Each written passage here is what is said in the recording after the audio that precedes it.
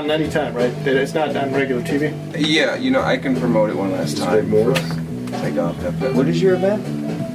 No, not so much an event, but some shows I've got upcoming. What do you got? Oh, just another Kirrsu Theory. That's my main show. It's a comedy. Where? I shoot it here in Cleveland, and then I just I'm part of the indie club here. Oh, we got to talk about indie club real quick too. Well, I got a shout out for that. I got a wanted to PSA here network a for little. Cool. If I can find it. Take it away, Kross. Hey, how's it going? We're doing great. We got a lot of background talkers. Got some background chatter. Sorry. The rebels, they break the law. I didn't realize that you were an attendee of the indie club. Yeah, I've been with the indie club since 2012. Since my first show I started was a horror comedy show called The Galurk Show, which is still posted there. It's only 3 episodes. Galurk? How do you spell that? Galurk. The Galurk Show. That was my first show where I originally started.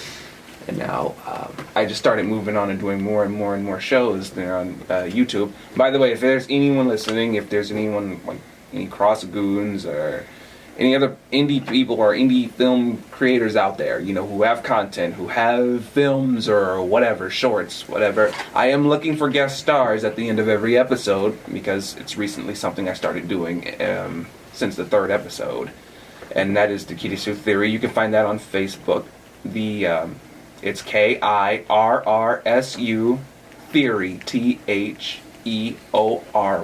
Again, Kirrsu Theory, Kirrsu Theory. So the word or the name Galurk, is that a nod or does that relate to something? Galurk is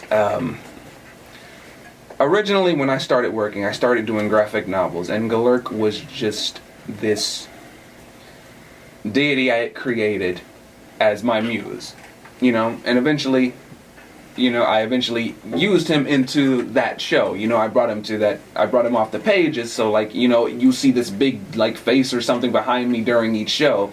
That's Galurk. It's just in a different form or something like that, But you can genuinely tell it's him. So entirely, pretty much created entirely originally from you. You're not really taking that from a reference from something else. No, it's mine, definitely. I know you might have you probably thought Galardi or Ghoul, something like that. I don't know. It seemed like you might have known something like that, but no, Galurk, it just came to me naturally. I was just jotting down a bunch of weird names one night, and then that came up. Drycore came to me naturally. Just talking on the radio. Exactly. That's what you're calling me now. Exactly. And and I started. I had my best friend Nick here, who helps me shoot and do all my shows every time I'm in town.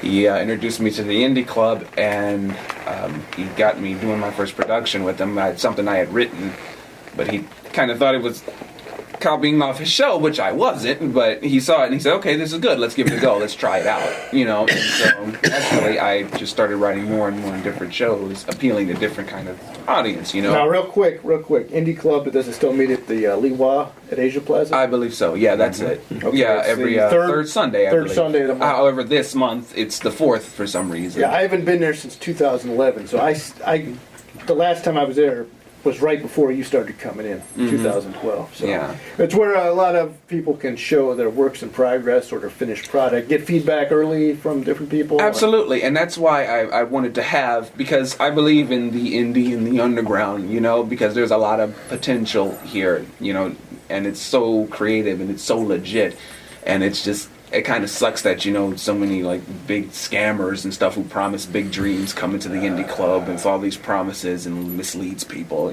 trust me, I've been a victim of that. But so I naturally have a lot of respect for the indie scene, so that's why I want people who have projects to come and be on the show, come guest star on it, talk about your project or whatnot, if you have trailers, footage, all that, the tube or whatnot. Again, you do horror comedy? Horror comedy, and mostly comedy with, it's like a mix.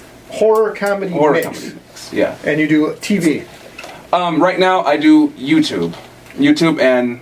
YouTube's a new TV, right? It has become, right, hasn't it? It's like, YouTube is so much greater because there's no big bad censoring or anything over that, and you can pretty much, you don't have to There's put big something bad mediocre advertisements. out. There's you big know, bad advertisements. whatnot. By the way, They're only that's 20 seconds. yeah. By the way, that's Kross with a K, Kross, Kirrsu, Kirrsu, and my that's also the YouTube, and it's Channel Nation is what I call it. Anyway.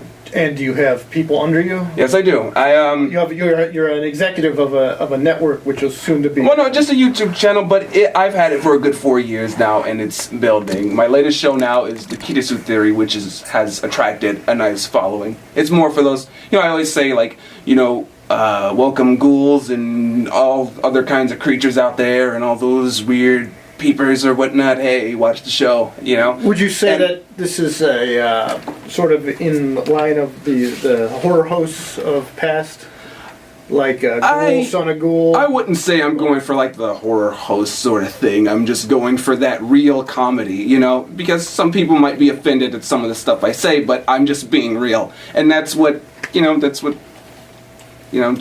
just love it. They love that, and so that's what I continue to do. Give us one example off the top, if you can, of something which offended people. The commentators. Give us a little taste. Why do you think my eyes kind of blew up the minute you said we're talking religion? I'm like, oh God, no, please. Yeah, we're gonna go. I'm gonna like melt right now if you go into that. We only talk politics and religion here. That's all we talk about. Really? We call it the water cooler of the radio. Really? That's so weird because the last time I was here, he's like, well, what are your projects? What are you working on? And this and that. And I just went like, I'm working on a lot of stuff actually. And he pulls up all this stuff, and I'm just like, yep, that's it. And this is a little different. It is. We share the same path, but we went off on the crossroads, and we made a deal with crossroads. We made a deal with different gods. Yeah, and it's. So what's something that got people's feathers riled that you said on YouTube? Well, actually. No one actually came up to me. Naturally, I just get that feel about a certain person, when they don't like something said, and it's just like, hey, this is comedy. You can't be butthurt about things. Now, you're talking in a live environment or on the YouTube channel? Because I was thinking on the YouTube, and the commentators write like stuff if they. Oh no! Like I don't get any hate. Like I just get a lot of mail afterwards. Telling me like, oh man, that was great. Oh, you kill me. You make me like curl over. Like you say everything. It's so real. Caller, hi. I know that voice. Who is it? Uh-oh. Hello. This is my clone. This is my sweetheart from Michigan, actually. So I said I know that voice. We're getting a lot of out-of-state callers. Mm-hmm. She's the second from Michigan tonight. How are you? I'm all right, sweetheart. What's up?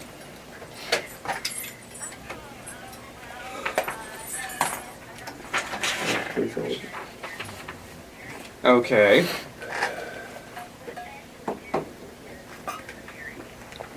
What actually is it? You have a manifesto then? Like it's mostly just comedy, and it's a lot of my drag comedy with it, and so like, I'm doing video commentary in between my own little stick in between it. Then I'm doing like I take people's idiotic questions and hate mail they send or whatever, and I answer their like hate mail, and I answer their questions live on air to them and whatnot. Many people seem to get a kick out of that one. And then, I do my own little kind of sitcom-y skits afterwards, leading up to the special guests or whatnot. So you're kind of an advice person in your community of sorts. You can say that. Well, I'm not really huge, but I got a nice underground following, But naturally, that's what it is, and people just get a kick out of the way I deliver things for the most part, So that's pretty much the Kirrsu theory.